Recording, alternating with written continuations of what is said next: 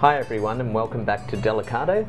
My name's Ben and I'm the director slash wine person here. Today it's really hot and I don't know what temperature it is where you are right now, but when it's as hot and sticky as it can be sometimes in Sydney, I just think about crisp, dry whites. And today I got a new one that just came into the store this morning. It's Italian and it's a Pinot Grigio. I just wanted to sort of show you the label. Not sure what you can see on camera, so I'll read it. It says Rocca Ventosa and it's a 2010. It's got a screw cap, which for Italians is becoming more common. Wow, the whole thing came off. That happens sometimes. There's nothing necessarily wrong with the wine, but we'll check it anyway.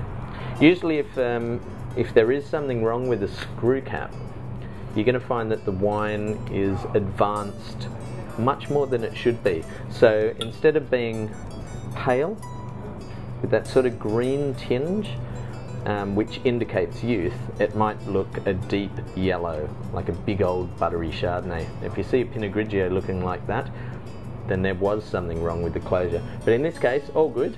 It's really funny. That only happens occasionally, but the whole thing comes off without the seal breaking.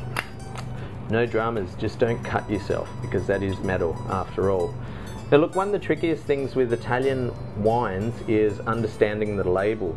Okay, you see it's Rocca Ventosa, it's a 2010, it says Pinot Grigio. A lot of times it mightn't even say what grape variety it is, but Pinot Grigio is the variety that we also know as Pinot Gris. Now after that it says IGP. Now that's a reference to wine law that covers this area of Spain. Indicazione Geografica Protetta. Now that's a new sort of way of identifying the quality of this particular wine. It used to say IGT, Indicazione Geografica Tipica. They've just changed it. Doesn't mean that much to us here, but at least it's following regulations, which gives you some sense that there's quality associated with this product. Now look, it's hard to know what the name of this actual winery is. It's Cantina Tollo. So that's written in small print on the front label. It's also written on the back. And one of the important things is if you're drinking imported wines in Australia, you should always have a back label here that talks about the shipper.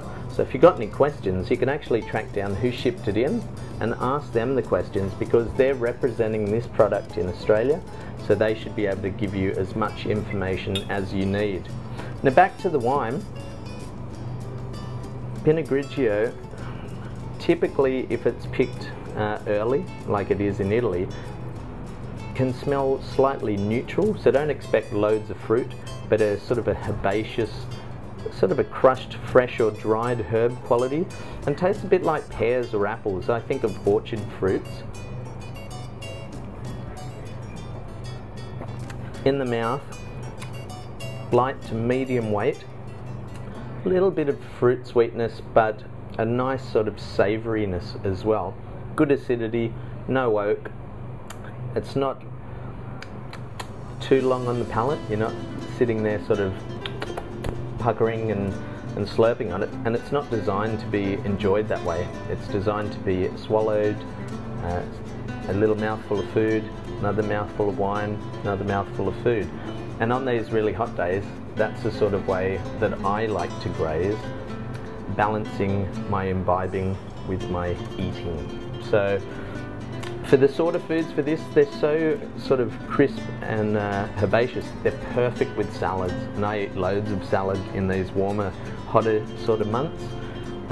But you can try it with all sorts of antipasti, good with a pizza, perfect with seafood.